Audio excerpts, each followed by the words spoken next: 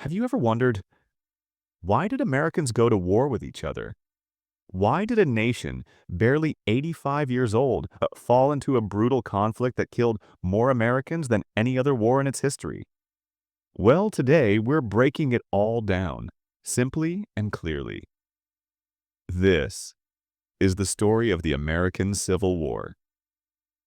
Let's rewind to the early 1800s. The United States was growing fast. New states were being added, railroads were stretching across the land, and the economy was booming.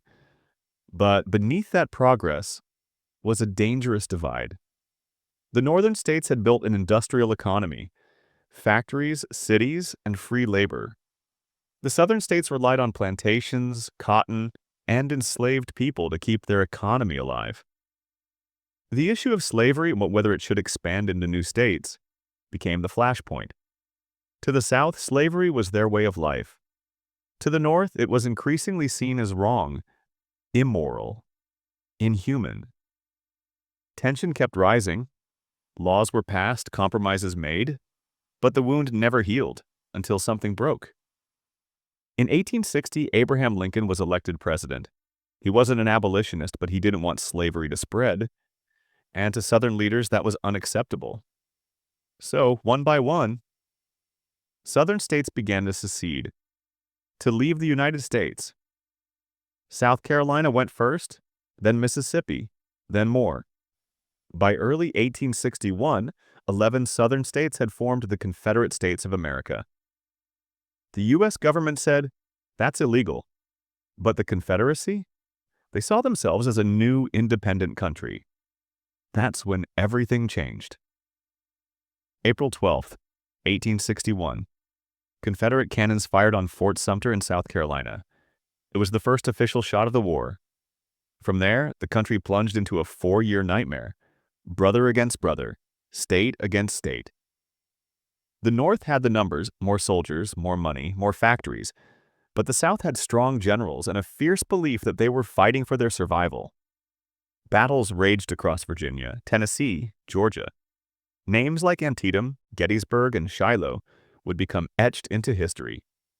By 1863, President Lincoln made a bold move, the Emancipation Proclamation.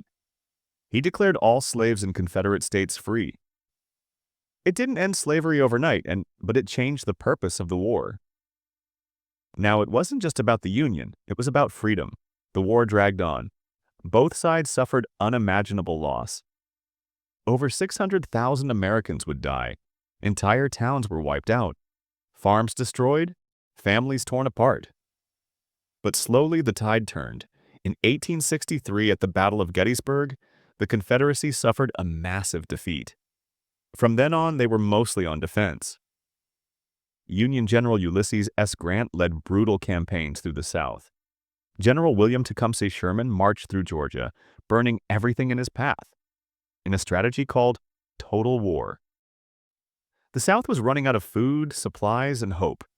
Finally, in April of 1865, Confederate General Robert E. Lee surrendered to Grant at Appomattox Courthouse in Virginia. Just days later, President Lincoln was assassinated. The war was over, but the scars would last for generations.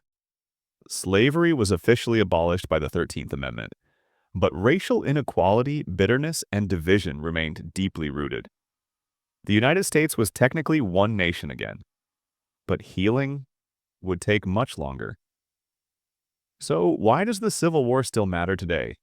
Because it's not just about blue and gray uniforms or old battlefields. It's about the core questions of what America is and what it stands for.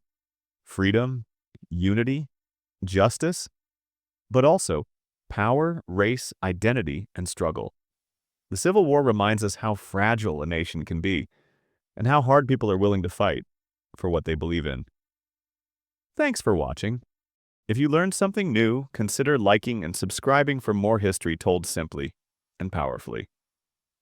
Until next time, stay curious.